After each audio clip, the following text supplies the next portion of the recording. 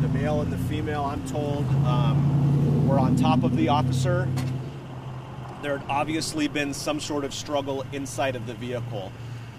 Our first responding officer pulled our officer out.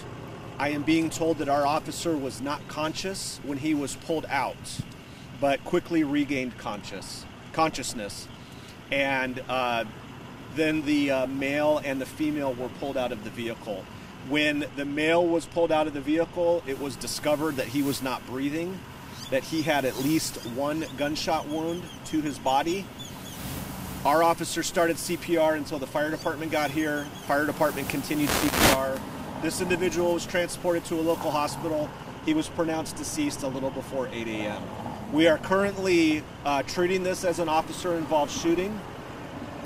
However, we do not have positive confirmation that the shots came from our officer's gun, but we're pretty confident that that indeed did happen. We did locate the officer's weapon. We did not locate any additional weapons. We have a suspect or an individual who is deceased with at least one gunshot wound. So that's where we're at right now with the investigation. Once again, our officer has non-life-threatening injuries. He was able to communicate with the officers. He was able to communicate with fire personnel. The woman, was she shot as well? No, the only individual who had the gunshot wound was the male who was pronounced deceased. Was the officer by himself? Additionally, the officer was by himself. Well, actually, throughout the whole incident, the officer was by himself. What type of injuries did he have to make him unconscious? I don't have any details on injuries to the officer. I was just told non-life-threatening and that he was able to communicate. When the other officers found him, he was unconscious with the two suspects on top of him. Is that That's what I was told. I was told that the two individuals were on top of him. I don't know if there was a struggle that was going on, but everyone who spoke with me said the officer was inside the car and that he was lying on his back and that he had the two individuals on top of this him. was the suspect's car? Correct. The suspect's vehicle, which is the white Toyota Prius. Do we know if the suspect, the officer that was inside the vehicle in a potential struggle pulled his weapon, or was it the responding officer? Don't know. Well, we know that the only officer that was involved in the incident, if you will, was the officer that was injured. So by the time the second officer got on scene, the incident was, for all intents and purposes, complete. The vehicle was stopped. It had crashed. He was able to pull the officer out. That's when they discovered the male with the gunshot wound. So any shots that came from an officer would be from that injured officer. Can you tell us anything about the officer that's injured? Right now, we're not, giving out information like how long he's been here and different things like that. So, and I don't have all that information. But he is at the now. hospital right now. He's at the getting hospital, yeah, being treated. Do you know why these individuals were stopped in the first place? I don't right now, but I'll be able to get you that information later. Does it look like they ran then after the initial stop and that's when they crashed? Well, that's the thing that we're trying to figure out. We're trying to figure out at what point does the officer get in the vehicle? Was the officer contacting them at the window? Was he pulled in the vehicle? We don't know right now. All we know is that the officer was found inside the suspect vehicle, lying on his back. They were, the male and the female were on top of him, and he was not conscious when he was initially contacted by the responding officer and had to be pulled out of the vehicle for his safety. That also has to have been a frantic search when they're first trying to follow up on a distress call and they didn't find him at first. Yes, I'm sure it was extremely frantic. I had a chance to speak with a couple of the officers that were involved.